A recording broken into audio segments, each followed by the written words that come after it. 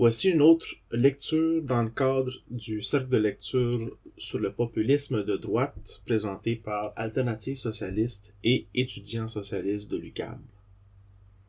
Qu'est-ce que le national-socialisme? Écrit par Léon Trotsky, 10 juin 1933. Les esprits naïfs pensent que le titre de roi tient dans la personne même du roi, dans son manteau d'hermine et sa couronne, dans sa chair et son sang. En fait, le titre de roi naît des rapports entre les hommes. Le roi n'est roi que parce qu'au travers de sa personne se réfractent les intérêts et les préjugés de millions d'hommes. Quand ces rapports sont érodés par le torrent du développement, le roi n'est plus qu'un homme usé, à la lèvre inférieure pendante. Celui qui s'appelait jadis Alphonse XIII pourrait nous faire part de ses impressions toutes fraîches sur ce sujet. Le chef, par la grâce du peuple, se distingue du chef par la grâce de Dieu, en ce qu'il est obligé de se frayer lui-même un chemin, ou du moins d'aider les circonstances à lui ouvrir. Mais le chef est toujours un rapport entre les hommes, une offre individuelle en réponse à une demande collective. Les discussions sur la personnalité d'Hitler sont d'autant plus animées qu'elles cherchent avec plus de zèle le secret de sa réussite en lui-même. Il est pourtant difficile de trouver une autre figure politique qui soit, dans la même mesure, le point convergent des forces historiques impersonnelles. N'importe quel petit bourgeois enragé ne pouvait devenir Hitler, mais une partie d'Hitler est contenue dans chaque petit bourgeois enragé. La croissance rapide du capitalisme allemand avant la guerre ne signifiait nullement la disparition pure et simple des classes intermédiaires. En ruinant certaines couches de la petite bourgeoisie, il en créait de nouvelles. Les artisans et les boutiquiers autour des usines, les techniciens et les administrateurs à l'intérieur des usines. Mais en se maintenant en ce développement, elles représentent un peu moins la moitié du peuple allemand. Les classes intermédiaires se privaient de leur dernière parcelle d'indépendance, vivaient à la périphérie de la grande industrie et du système bancaire et se nourrissaient des miettes qui tombaient de la table des trusts monopolistes et des cartels et des aumônes idéologiques de leurs théoriciens et politiciens traditionnels. La défaite a dressé un mur sur le chemin de l'impérialisme allemand. La dynamique extérieure s'est transformée en dynamique intérieure. La guerre se changea en révolution. La social-démocratie, qui aida les Hohenzollern à mener la guerre jusqu'à son issue tragique, ne permit pas au prolétariat de mener la révolution jusqu'à son terme. La démocratie de Weimar a passé 14 ans à essayer de se faire pardonner sa propre existence. Le Parti communiste a appelé les ouvriers à une nouvelle révolution, mais s'est avéré incapable de la diriger.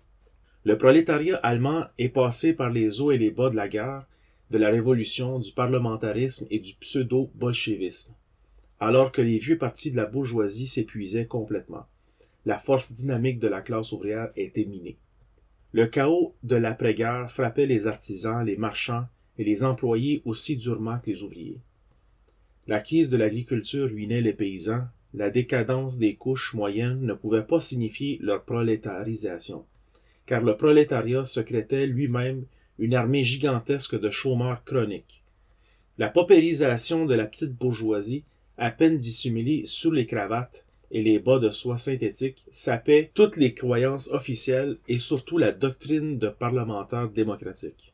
La multiplicité des partis, la fièvre froide des élections, le changement constant de gouvernement exacerbait la crise sociale par un kaléidoscope de combinaisons politiques stériles.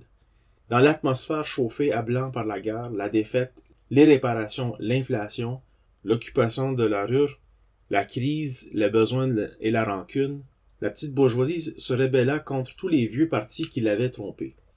Ces vexations vivement ressenties par les petits possédants qui ne pouvaient échapper à la faillite, par leurs fils qui sortaient de l'université et ne trouvaient ni emploi ni clients, et par leurs filles qui restaient sans dot et sans fiancé, réclamaient l'ordre et une main de fer. Les drapeaux du national-socialisme furent brandis par des hommes issus des cadres moyens et subalternes de l'ancienne armée. Couverts de décorations, les officiers et les sous-officiers ne pouvaient admettre que leur héroïsme et leur souffrance aient été perdus pour la patrie, et surtout qu'ils ne leur donnent aucun droit particulier à la reconnaissance du pays, d'où leur haine pour la révolution et pour le prolétariat. Ils ne voulaient pas prendre leur parti du fait que les banquiers, les industriels, les ministres les reléguaient à des postes insignifiants de comptables, d'ingénieurs, d'employés de postes et d'instituteurs. D'où leur socialisme. Pendant les batailles de l'Isère et de Verdun, ils ont appris à risquer leur vie et celle des autres, et à parler la langue du commandement qui en impose tant aux petits bourgeois de l'arrière. C'est ainsi que ces hommes sont devenus chefs. Au début de sa carrière politique, Hitler ne se distinguait peut-être que par un tempérament plus énergique, une voix plus forte, une étroitesse d'esprit plus sûre d'elle-même. Il n'apportait au mouvement aucun programme tout prêt, si ce n'est la soif de la vengeance du soldat humilié. Hitler commença par des injures et des récriminations contre les conditions de Versailles, la vie chère, le manque de respect pour le sous-officier méritant, les intrigues de banquiers et les journalistes de la Voix de Moïse. On trouvait dans le pays suffisamment de gens qui se ruinaient, qui se noyaient, qui étaient couverts de cicatrices et d'échymoses encore toutes fraîches. Chacun d'eux voulait frapper du poing sur la table. Hitler le faisait mieux que les autres.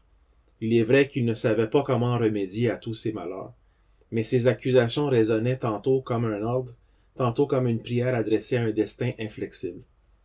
Les classes condamnées semblables à des malades incurables ne se lassent pas de moduler leurs plaintes, ni d'écouter des consolations. Tous les discours d'Hitler étaient accordés sur ce diapason. Une sentimentalité informe, une absence totale de rigueur dans le raisonnement, une ignorance doublée d'une érudition désordonnée, tous ces moins se transformaient en plus.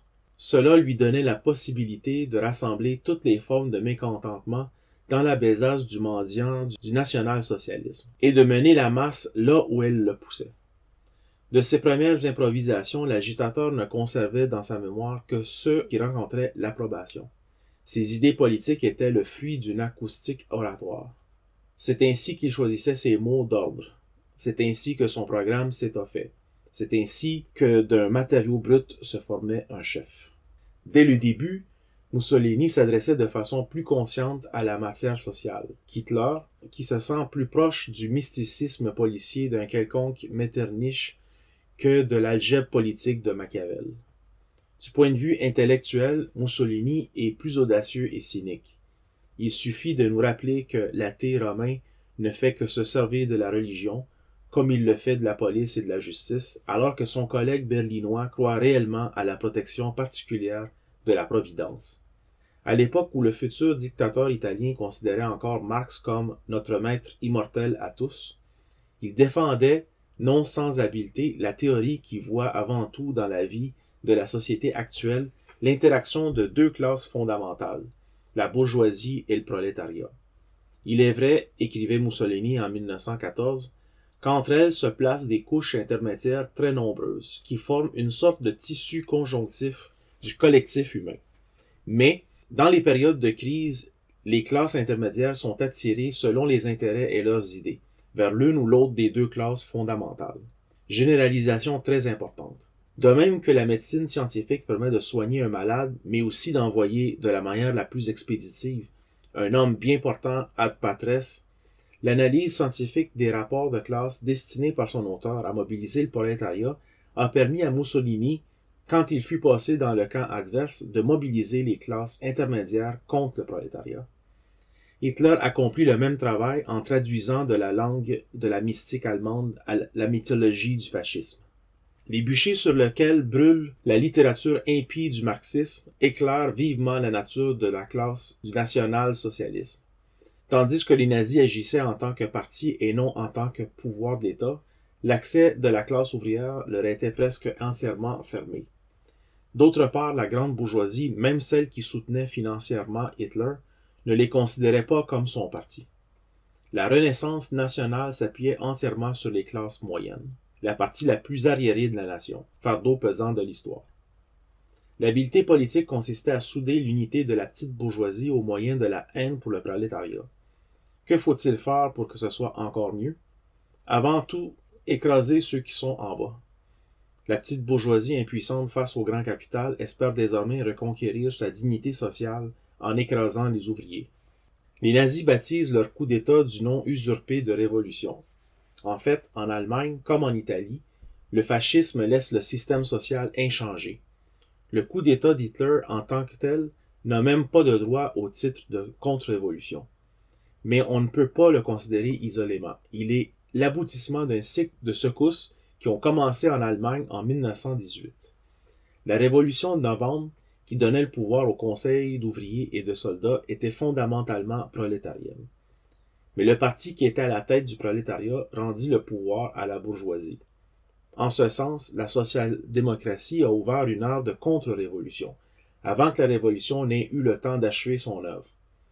Toutefois, tant que la bourgeoisie dépendait de la social-démocratie, et par conséquent des ouvriers, le régime conservait des éléments de compromis. Mais la situation intérieure et internationale du capitalisme allemand ne laissait plus de place aux concessions.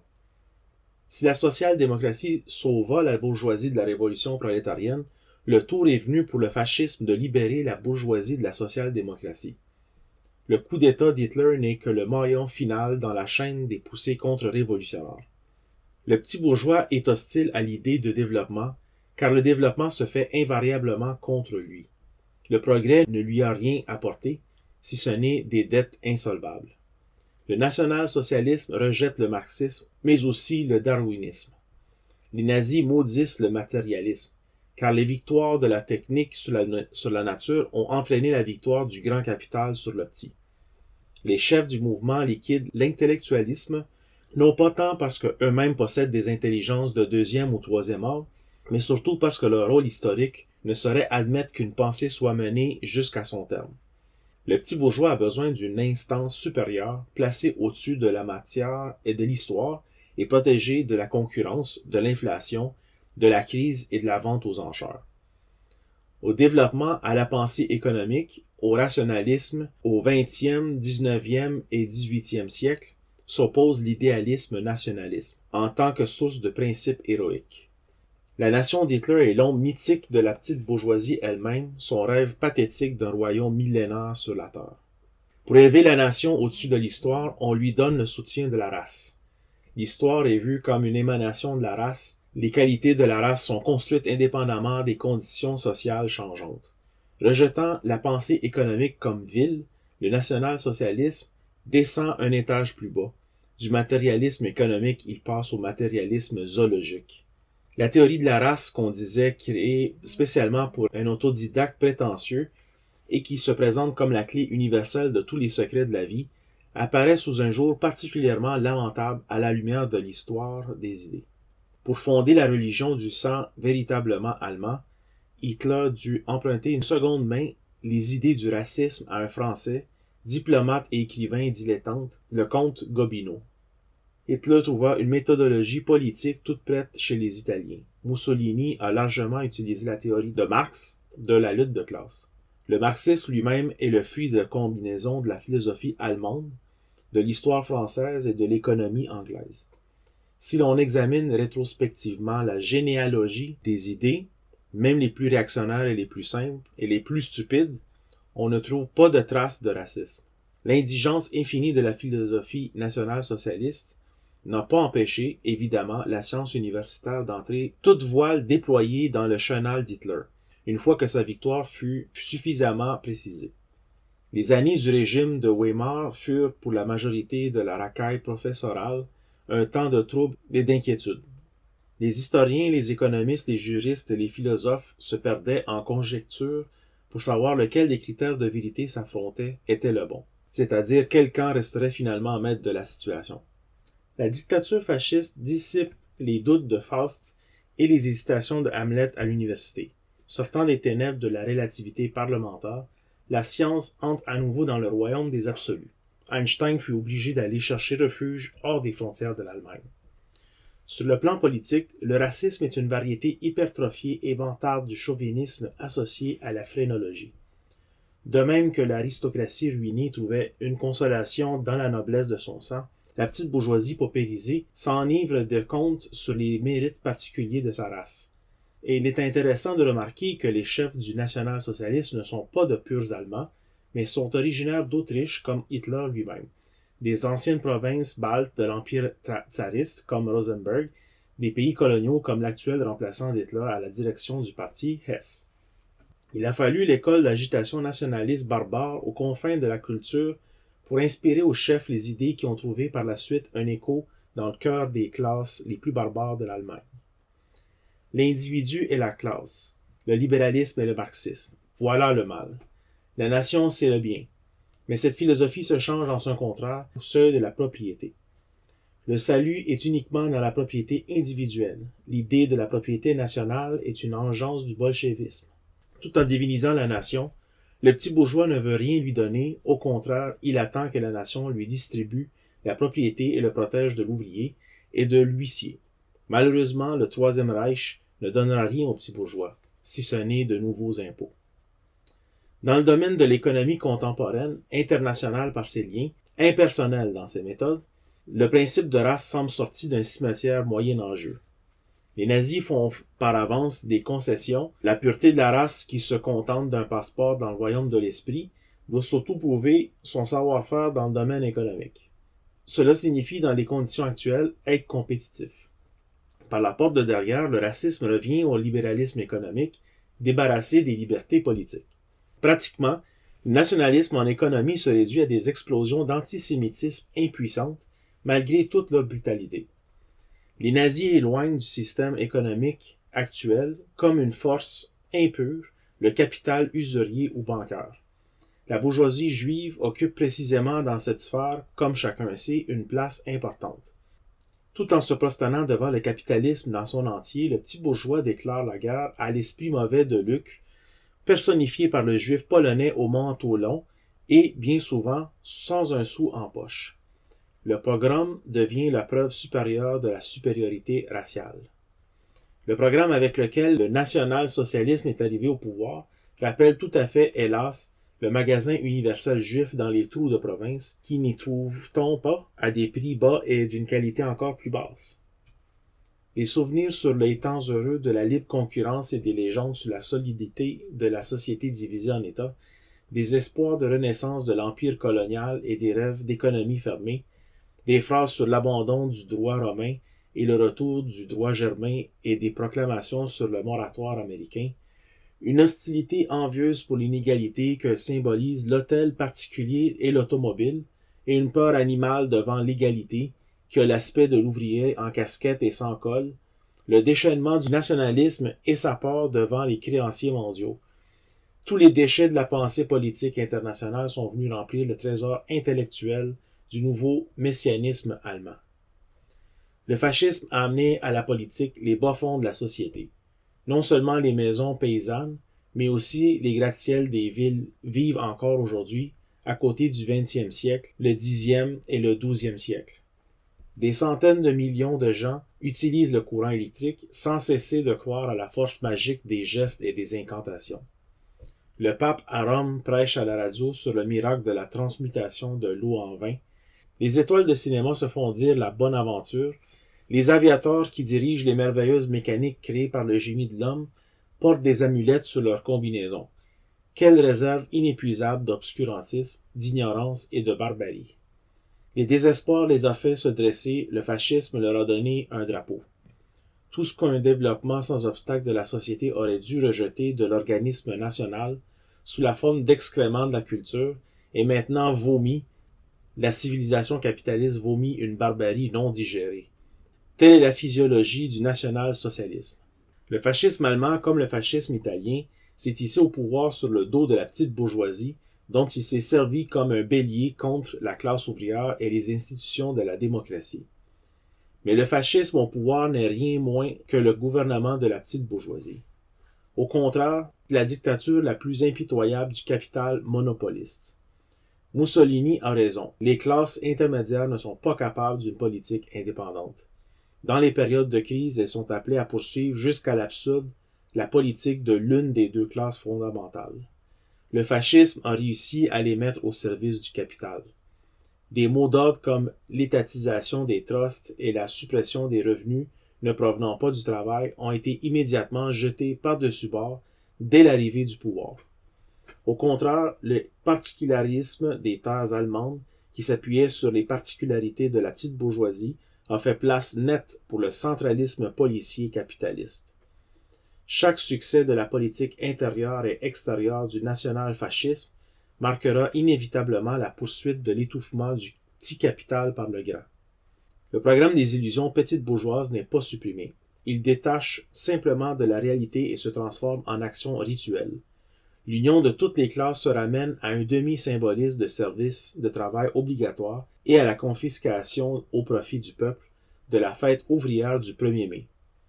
Le maintien de l'alphabet gothique contre l'alphabet latin est une revanche symbolique sur le joug du marché mondial. La dépendance à l'égard des banquiers internationaux parmi lesquels des Juifs ne diminue pas d'un iota. En revanche, il est interdit d'égorger les animaux selon le rituel du Talmud. Si l'enfer est pavé de bonnes intentions, les chaussées du Troisième Reich sont couvertes de symboles. Une fois le programme des illusions petites bourgeoises réduit à une pure et simple mascarade bureaucratique, le national-socialisme s'élève au-dessus de la nation, comme la forme la plus pure de l'impérialisme. L'espoir que le gouvernement de Hitler tombera, si ce n'est aujourd'hui, demain, victime de son inconsistance interne, est tout à fait vain. Un programme était nécessaire aux nazis pour arriver au pouvoir, mais le pouvoir ne sert absolument pas à Hitler à remplir son programme. C'est le capital monopoliste qui lui fixe ses tâches. La concentration forcée de toutes les forces et moyens du peuple dans l'intérêt de l'impérialisme, qui est la véritable mission historique de la dictature fasciste, implique la préparation de la guerre. Ce but, à son tour, ne tolère aucune résistance intérieure et conduit à une concentration mécanique ultérieure du pouvoir. Il est impossible de réformer le fascisme ou de lui donner son congé. On ne peut le renverser. L'orbite politique du régime des nazis bute contre l'alternative, la guerre ou la révolution. Il y a un post-scriptum à l'article « Qu'est-ce que le national-socialisme ?» écrit le 2 novembre 1933. Le premier anniversaire de la dictature des nazis se rapproche. Toutes les tendances du régime ont eu le temps de s'affirmer et de se préciser. La révolution socialiste, qui était présentée aux masses petites bourgeoises comme le complément nécessaire à la révolution nationale, est condamnée et liquidée officiellement. La fraternité des classes a trouvé son point culminant dans les faits que les possédants, le jour fixé par le gouvernement, se privent des hors-d'œuvre et de desserts au profit des non-possédants. La lutte contre le chômage s'est ramenée à partager en deux la demi-portion de famine, le reste est pris en charge par une statistique uniformisée. L'autarcie planifiée est simplement un nouveau stade du déclin économique. Plus le régime policier des nazis est impuissant dans le domaine de l'économie, plus il est obligé de reporter ses efforts dans le domaine de la politique extérieure. Ce qui accorde pleinement à la dynamique intérieure du capitalisme allemand foncièrement agressif. Le brusque revirement des chefs nazis qui se sont mis à tenir des propos pacifistes ne pouvait étonner que les naïfs incurables. Hitler avait-il une autre solution pour faire endosser la responsabilité des désastres intérieurs à des ennemis extérieurs et accumuler sous la presse de la dictature la force explosive de l'impérialisme? Cette partie du programme, mentionnée déjà ouvertement devant la venue des nazis au pouvoir, se réalise aujourd'hui avec une logique de fer aux yeux du monde entier. Le temps nécessaire à l'armement de l'Allemagne détermine le délai qui sépare d'une nouvelle catastrophe européenne. Il ne s'agit pas de mois ni de décennies. Quelques années sont suffisantes pour que l'Europe se retrouve à nouveau plongée dans la guerre si les forces intérieures à l'Allemagne elle-même n'en empêchent pas à temps Hitler. Donc voilà, c'est tout pour ce texte. Merci de votre écoute. N'oubliez pas de passer voir notre site internet alternativesocialiste.org ou aussi le site d'étudiants socialistes qui est esocialiste avec un s.org. Vous pouvez vous abonner en ligne à notre journal, en version PDF ou version papier. Et aussi, il est possible de faire des donations à travers Patreon. Les différents niveaux d'abonnement vous permettent d'avoir des abonnements journal en continu. En espérant que cet audio-livre vous permettra d'en connaître plus sur le sujet et aussi de vous aider à votre prochain cercle de lecture. Donc, à la prochaine.